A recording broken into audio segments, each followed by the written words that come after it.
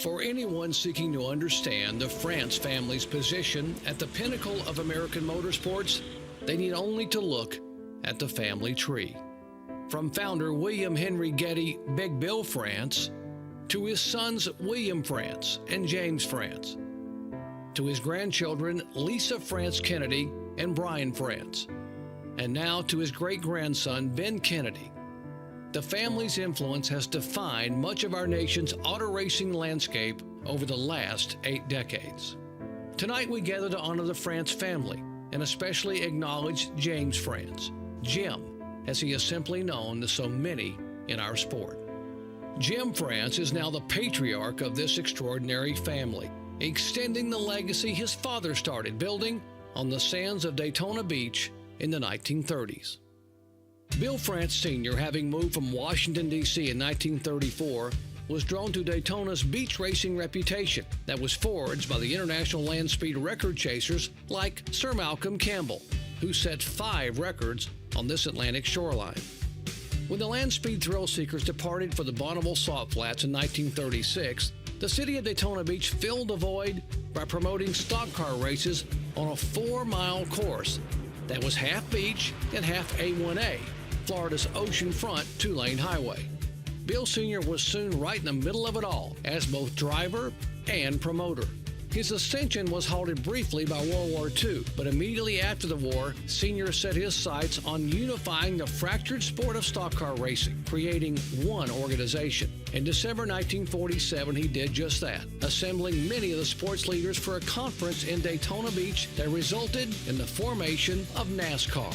Bill France Sr. became NASCAR's first president, likely the most important event in the sanctioning body's history.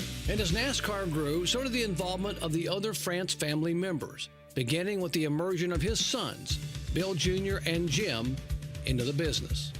The sons learned a lot from their father, but perhaps even more from their mother, Anne Bledsoe France, who is remembered for keeping the books and keeping the business on the rails. What ensued was an American success story like no other. 12 years after founding NASCAR, Bill Sr. opened Daytona International Speedway in 1959 with the first Daytona 500, and also started what would become the International Speedway Corporation. In 1969, Bill Sr. co-founded the International Motorsports Association, partnering with John and Peggy Bishop on a path to improve sports car competition. In 1972, Big Bill stepped down as NASCAR's president, handing the reins to oldest son, Bill Jr. It was a case of the right man at the right time. The son took the father's dreams to the next level. The Daytona 500 became the great American race. NASCAR became the greatest American sport, and Daytona International Speedway became the world center of racing. In 2003, another ascension. Brian France was named NASCAR's chairman and CEO, as his father would step aside. Brian's rise coincided with that of his sister Lisa France Kennedy to the ranks of ISC's leadership, which she now heads as CEO while also serving as vice chairperson at NASCAR. And now the 4th generation is on the organizational radar. Ben Kennedy, a racer himself, is the new general manager of the NASCAR Camping World Truck Series. Throughout it all, dating to the early 1970s, there has been a constant, one that must be acknowledged in any assessment of the France family story. That constant is Jim France. After graduating from college, he proudly served in Vietnam, and then in 1970, a different type of duty call on the ISC Board of Operations. Jim was ready. As a teenager, he had worked at Daytona International Speedway, parking cars, stubbing tickets, whatever was needed. It was a ground-up education, the best kind.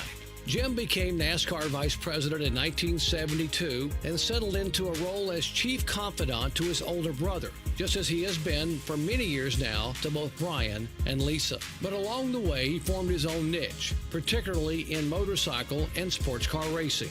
In 1999, he founded Grand Am Road Racing. He led the 2014 merger of Grand Am and the American Le Mans Series, creating the WeatherTech Sports Car Championship sanctioned by a reborn International Motorsports Association. Under his leadership, the Rolex 24 at Daytona has become the premier sports car event in North America, while Daytona International Speedway has become the nation's premier motorsports facility via the $400 million Daytona Rising project. Today, Jim France wears many hats.